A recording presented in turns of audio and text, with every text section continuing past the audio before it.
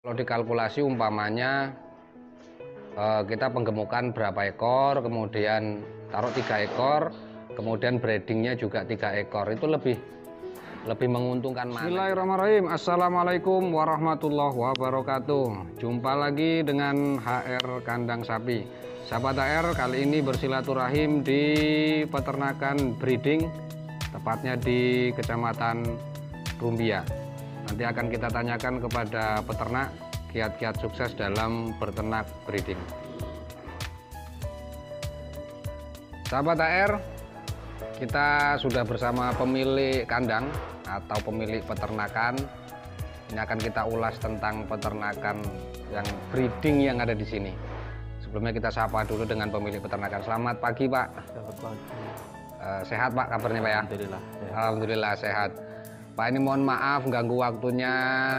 Pagi-pagi mau ngobrol-ngobrol tentang seputar peternakan yang ada di kandangnya Bapak ini.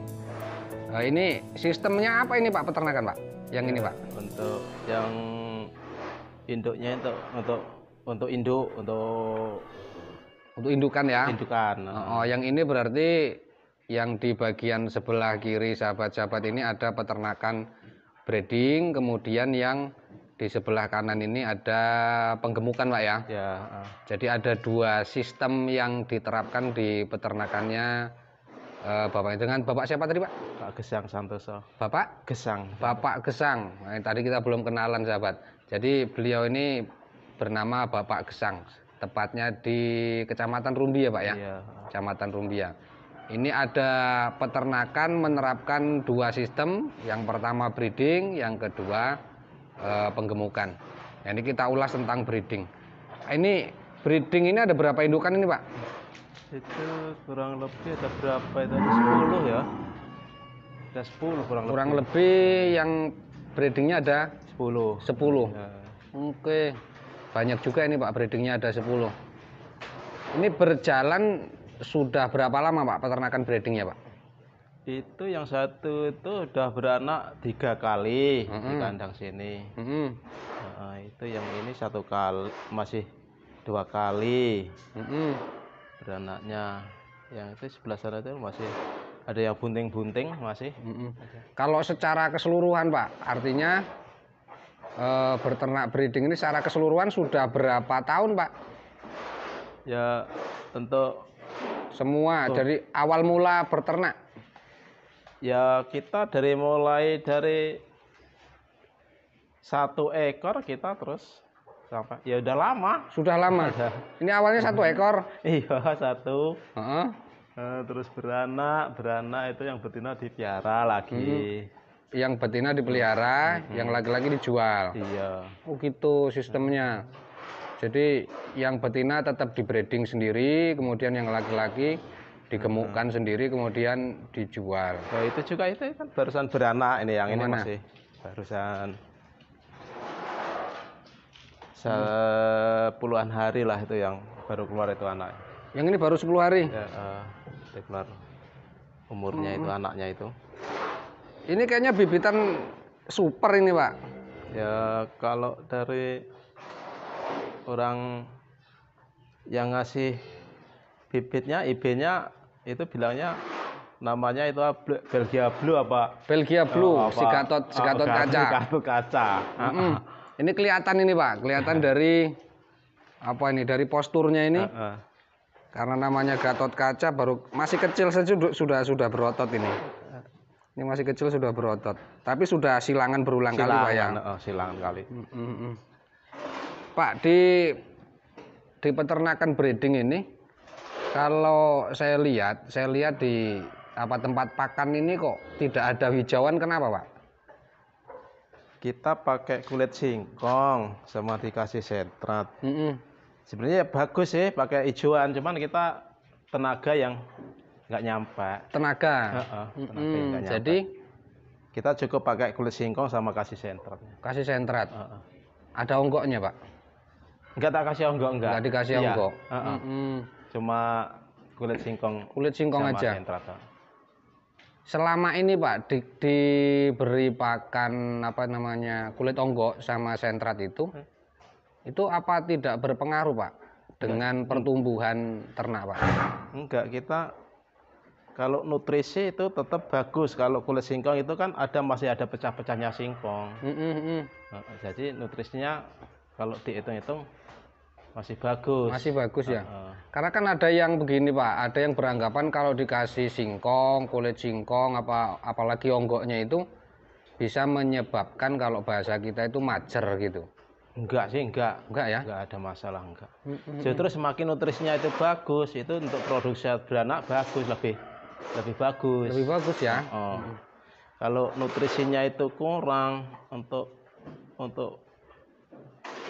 beranaknya juga malah lambat gitu, Pak ya. Lambat, jadi proses kita perlu nutrisi yang bagus untuk ternak. Ini rata-rata, Pak. Rata-rata ternak yang ada di sini ini karena diberi pakan yang bukan hijauan, ini tingkat berahinya dari beranak itu berapa bulan, Pak? Kalau yang sapi ini loh, indukan yang ini ya, dalam 40 hari udah minta birahi. Yang sapi ini 40 hari sudah berahi? Udah, Oh gitu? Udah birahi. Karena terjamin ini, Pak ya, terjamin nutrisinya, Pak ya? Nutrisinya ada. Bagus. Ini rata-rata sudah beranak berapa kali, Pak? Rata-rata, Pak? Ada yang 3 kali. Kalau yang ini udah ada 3 kali. Kalau ini ada yang 4 kali. Ini 4 kali, Pak ya? Ini apa ini? Jenisnya apa ini, Pak? Jenis metal. Apa? Ya? Metal Marlboro. Ini tidak terpaku dengan satu jenis indukan, Pak ya? Enggak. Ada yang PO, Pak? Jantan tuh ada PO. Oh, pejantannya yang PO ya. Tapi kalau indukannya apa ini? Brahman. Metal limusin itulah. Metal limusin Brahman. Limus. Pak, dari breeding yang sudah dijalankan ini, dari 10 indukan ini penjualan setiap tahun bisa jual berapa, Pak? Ya tergantung kebutuhan kita. Kita kan orang petani. Kalau kita butuh ya kita jual. Kalau kita belum butuh ya tahan dulu. Ditahan dulu. Tapi rata-rata dari 10 indukan ini setiap tahun penambahan anakannya dari melahirkannya indukan ini rata-rata berapa, Pak? Ya kalau dalam setahun sapi itu kan beranaknya kurang lebih umur setahun lebih kan. Artinya ya setahun lebih ya udah beranak lagi. Udah beranak lagi. Sudah. Oke, jadi setiap tahun itu minimal 7 sampai 8 indukan itu sudah melahirkan lah ya. Iya, udah ada salah satunya udah ada yang sudah ada yang melahirkan. Kalau bicara, mohon maaf Pak, kalau bicara keuntungan breeding, Pak, dengan penggemukan, kalau menurut Bapak gimana, Pak? Untung yang mana, Pak? Breeding apa penggemukan, Pak? Kalau untuk petani kayak kita, petani kecil ya, kita amannya ya di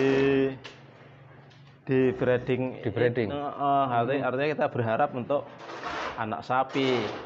Nah, kalau penggemukan kita berharapnya kan duit. Betul. Tambahan duit. Kalau dikalkulasi, Pak, kalau dikalkulasi umpamanya kita penggemukan berapa ekor, kemudian taruh 3 ekor, kemudian breedingnya juga 3 ekor, itu lebih menguntungkan mana kira-kira, Pak? Yang selama ini dialami oleh Bapak? Kalau untuk hasil itu ya kayaknya ya imbang aja. Imbang aja ya. Tapi kalau untuk kelanjutan jangka panjang, jangka panjangnya yang enak breeding. Ini sudah pernah ganti indukan belum, Pak? Ya kalau udah nggak produksi lagi ya udah diganti. Oh, jadi kalau sudah tidak produktif ya? Kadang induk itu kan bisa birahinya bisa berkali-kali, artinya itu kan udah nggak jadi, udah nggak produktif lagi, kita ganti, kita jual. Betul, Pak. Kemudian Bapak ini kan punya pejantan sendiri nih, Pak, banyak, Pak, pejantannya super, Pak. Ini untuk proses pembuahan indukan ini menggunakan pejantan sendiri atau IB, Pak? suntikan? Kalau kita pakai suntikan, Pak. Enggak, kalau untuk pejantan sendiri, kayaknya aku ragu, takut. Artinya takut nantinya ada masalah gitu ya. Jadi tetap menggunakan kawin suntik ya. Kawin suntik.